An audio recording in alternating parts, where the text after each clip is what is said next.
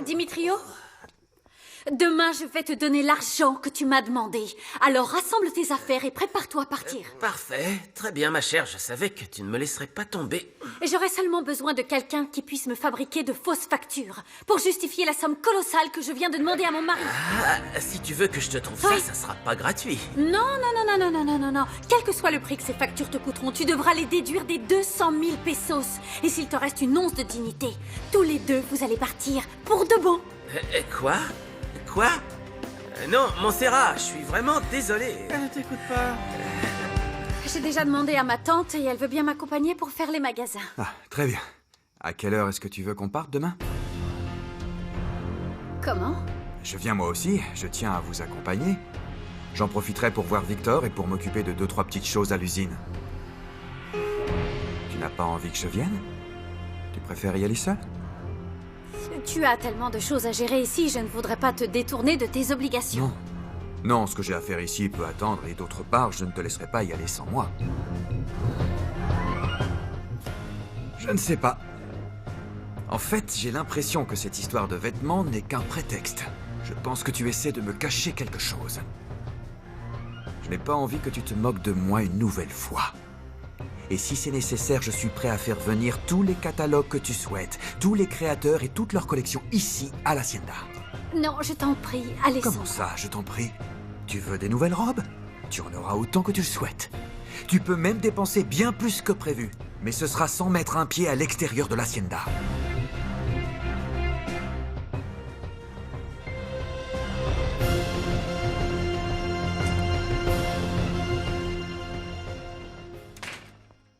Revoilà ta sœur, mon gars. Qu'est-ce qui s'est passé?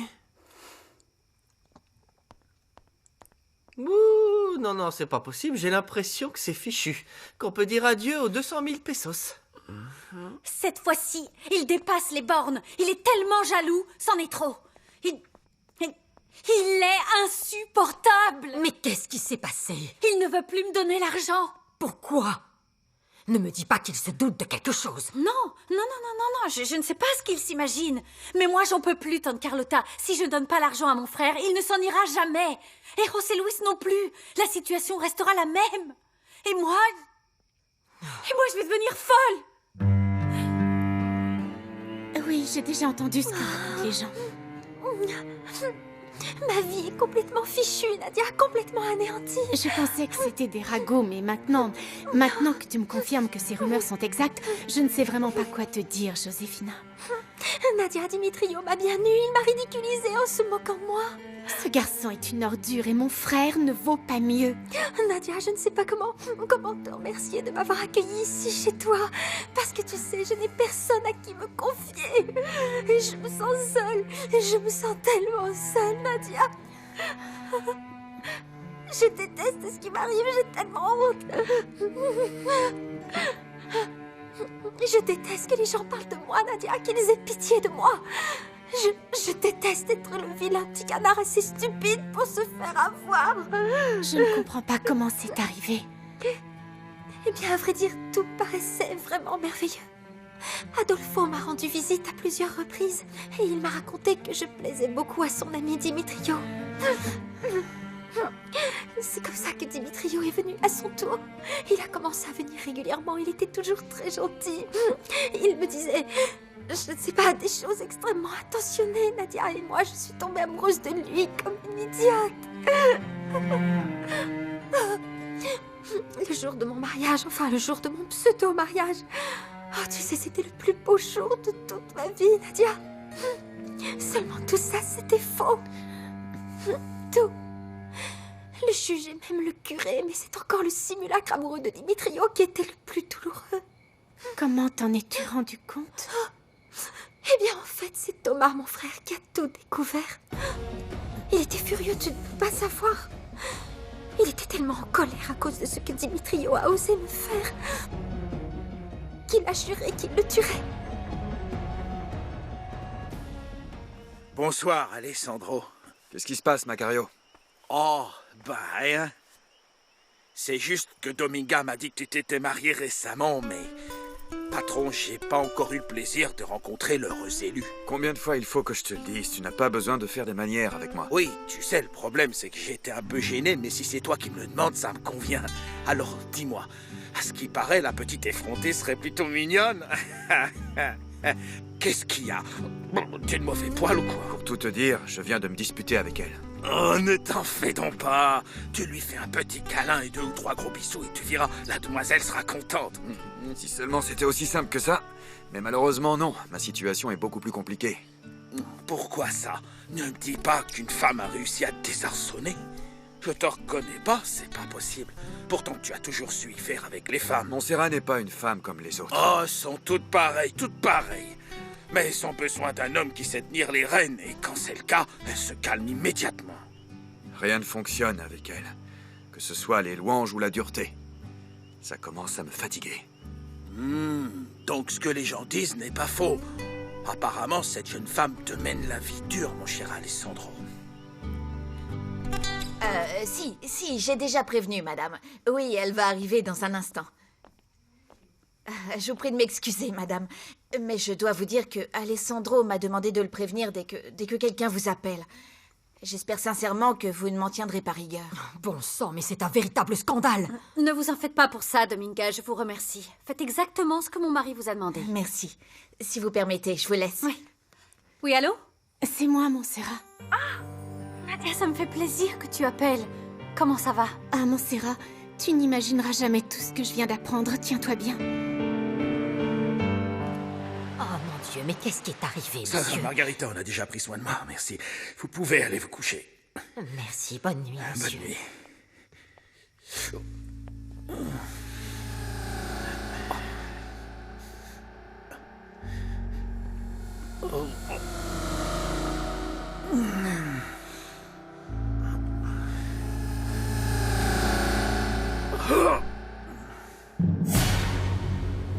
Que s'est-il passé, Victor? Je ne pouvais pas attendre demain pour vous parler de ce qui me tracasse. J'ai donc préféré venir vous rendre visite ce soir. Est-ce qu'ils y sont allés un peu fort? Je crois qu'ils ont bien failli le tuer. Puis-je savoir ce que vous me voulez? Je veux seulement vous parler. J'aimerais savoir quand et comment a commencé votre aventure avec ma femme. Cette fois-ci, vous avez vraiment dépassé les bornes. Vous êtes deux égoïstes sans cœur. Je comprends mieux pourquoi vous voulez rester ici. Parce que vous avez trop peur que Thomas Valverde vous retrouve. Parle moins fort, Non, on risque de non. t'entendre. Et pour couronner le tout, tu oses me faire chanter? En fait, cet argent, tu le veux pour pouvoir t'enfuir, n'est-ce pas? Tu n'es qu'un lâche. Calme-toi. Comment veux-tu que je me calme? Je suis écœurée rien qu'en pensant à ce que vous avez fait. Vous avez fait beaucoup de mal à cette pauvre Josefina. Et je suis sûre que mon père n'ose même plus mettre un pied dehors de la maison à cause de tout ce que tu as fait, Dimitrio. Mais tais-toi un Non, peu. lâche-moi. Comment oses-tu me faire des reproches? Comment oses-tu me dire ça alors que tu as deux visages, toi?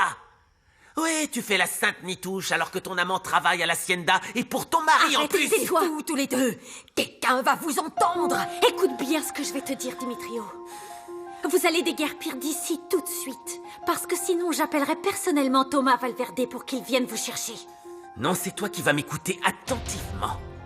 Si tu contactes Thomas Valverde ou si tu fais quoi que ce soit qui me déplaît, j'irai dire à Alessandro que son fidèle contremaître n'est autre que ton amant, José Luis Alvarez. Pour ton propre bien, je te conseille fortement de ne rien dire. Parce que le frère de Josefina a juré qu'il te tuerait. Et je crois que ta vie est bien plus importante que tout Vas-y, ça. essaie un peu pour voir. Je lui ai échappé. Mais je doute que ton amant échappe à ton époux. Il le frappera jusqu'à la mort. Et si jamais on retrouve son corps, il sera tellement abîmé que personne ne pourra le reconnaître. N'essayez pas de justifier ma femme. Elle est aussi coupable que vous. Ne me dites pas qu'elle n'a pas de sentiments pour vous. Mais c'est de ma faute. C'est moi qui ai insisté, qui suis allé la chercher. Je n'ai pas arrêté jusqu'à ce qu'elle accepte. Nadia a tout fait pour résister jusqu'au bout. Je m'en moque complètement. Le résultat est le même, elle est devenue votre maîtresse. Nous sommes tombés amoureux, Pedro. Nous sommes tombés follement amoureux l'un de l'autre, on ne l'a pas fait exprès. Maintenant, j'exige que vous décrochiez le téléphone pour appeler ma femme et rompre avec elle ici devant moi. Vous allez mettre un terme à votre aventure avec ma femme. Et pas question de lui dire que je suis là ni ce qui s'est passé ce soir. Je veux que vous soyez dur et que vos paroles soient fermes. Vous lui direz aussi que vous ne voulez plus jamais la revoir. Appelez-la. Non, je ne ferai pas. Je suis le genre d'homme politique qui sait parfaitement enterrer ses problèmes. Alors ne me provoquez pas. Il ne faudrait pas qu'il vous arrive quelque chose. Maintenant, prenez le téléphone et appelez mon épouse. Je vous jure que je vais quitter Nadia, promis. Mais pas par le téléphone, c'est quelque chose que je dois faire en personne. Si vous ne le faites pas, vous risquez de finir avec une balle dans la cervelle. Et n'oubliez pas, il faut que vous soyez convaincant.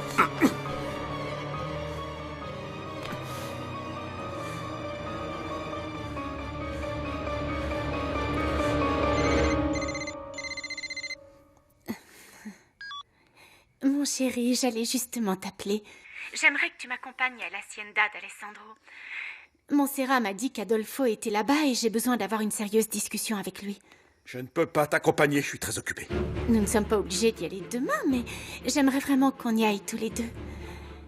Dis-moi quand tu auras un peu plus de temps. Je n'en sais rien, je n'en sais rien. Les prochaines semaines, ça va être très compliqué. En fait, je crois qu'il vaudrait mieux qu'on ne se revoie plus jamais. Pardon, je ne comprends pas très bien ce que tu me dis. Pourtant, c'est pas difficile à comprendre. Je te croyais pas aussi stupide, franchement. Est-ce que tu es en train de rompre avec moi? Exactement. Mais pourquoi? Qu'est-ce qu'il y a? Tu peux pas me faire ça, Victor. Mais tu m'as juré que tu m'aimais plus que tout. Tu m'as dit que je n'étais pas juste une aventure pour toi. C'était des mensonges, Nadia. Je t'ai juste dit ce que tu voulais entendre uniquement pour pouvoir te mettre dans mon lit. Mais c'est terminé, Nadia. À vrai dire, tu commences à m'ennuyer. Et avant que je me lasse complètement de toi, je préfère mettre fin à notre relation. Et moi qui suis tombée amoureuse de toi. C'est bien dommage pour toi. C'était une erreur de faire confiance à un homme comme moi. Depuis le début, tu n'as été qu'un jouet. C'était un défi. Je voulais prouver que tu étais exactement comme ton ami et j'ai réussi. Tu es immonde. Et une dernière chose, Nadia.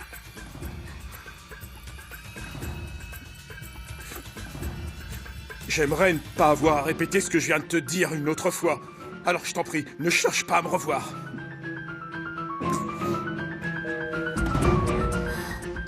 Vous êtes satisfait? Évidemment. Il vaut mieux que vous restiez à l'écart de ma femme. La prochaine fois, je vous garantis que vous ne survivrez pas. Cela va sans dire que je vais vous surveiller de très près. Et ma femme aussi.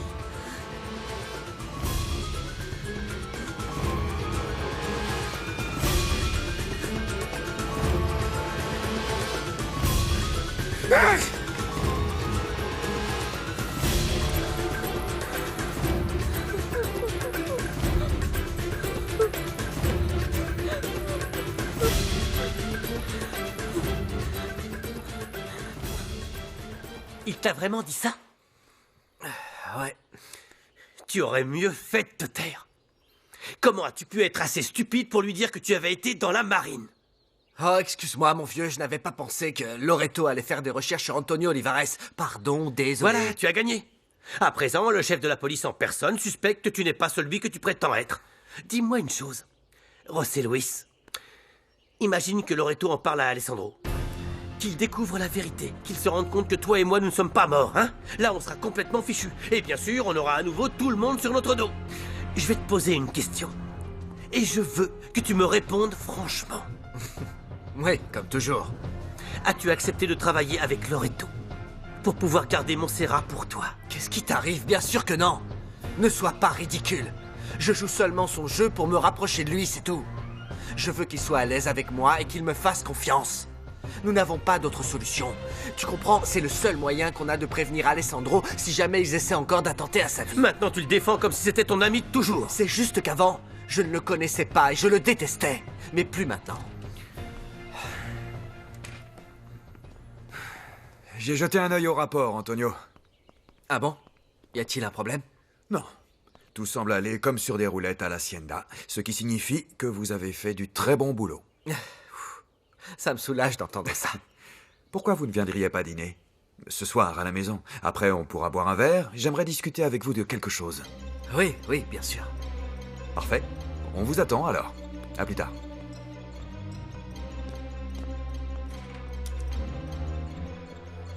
Qu'est-ce qu'il veut, à ton avis? Je n'en sais rien. Excusez-moi, je voudrais voir le père Anselmo. Il n'est pas là. Il est allé rendre visite à un malade, mais il devrait pas tarder. Vous pouvez l'attendre ici. Oh, bon, très bien. Merci beaucoup, madame. Excusez-moi.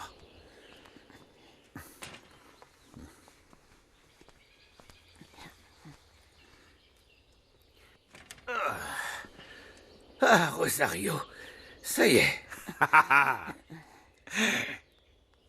Macario? Oh, mais c'est bien toi, Oui, Dieu du en ciel. chair et en os, Oh, mon père. Quand es-tu Comment ça rentré, va? Macario? Ça fait que quelques jours que je suis là. Merveilleux. Alors dis-moi, qu'est-ce que je peux t'offrir? Je n'ai pas grand-chose. Bah, j'aurais bien envie d'un verre de mezcal, mais si vous en avez pas, c'est pas grave. Non, tu sais bien que nous n'avons pas ce genre de boisson ici. En plus, il est quand même un peu tôt pour boire un verre. Mais si tu veux, je t'offre un petit café. Ah, ça me fera pas de mal, hein. Oh, Rosario, prépare-nous un bon petit café et apporte-le nous sur la terrasse. Oui. Eh bien, mon fils. Viens, allons discuter au frais dehors. Oui, oui. Vous l'avez appelé Rosario? Oui? Pourquoi? Parce que l'autre jour, je l'ai croisée, j'ai eu l'impression de connaître cette femme. Et je me demandais tout à l'heure où j'avais bien pu la rencontrer. Ne me dites pas que c'est la même Rosario, celle qui allait se marier avec Jacinto Sanchez avant que le pauvre homme soit retrouvé mort. Si. C'est bien la même. Et bon, mais revenons à nos moutons. Dis-moi plutôt où tu étais passé pendant toutes ces années. Écoutez, même si j'étais jeune à l'époque, je me souviens très bien qu'elle avait été accusée injustement du meurtre de Jacinto. Et qu'on l'avait mise en prison.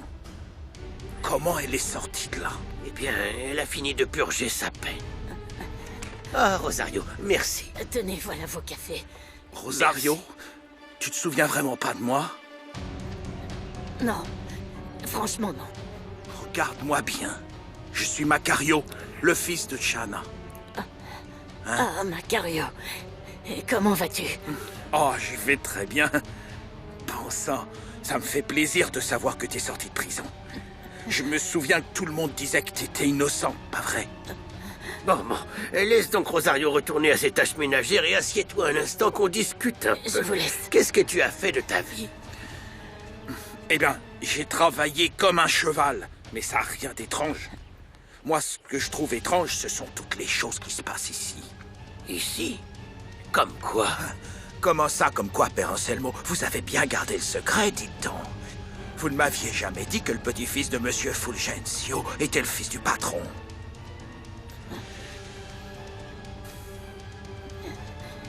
Ah oui, mais ça me revient maintenant. La fille de Monsieur Fulgencio, Rosario, la chère mère d'Alessandro.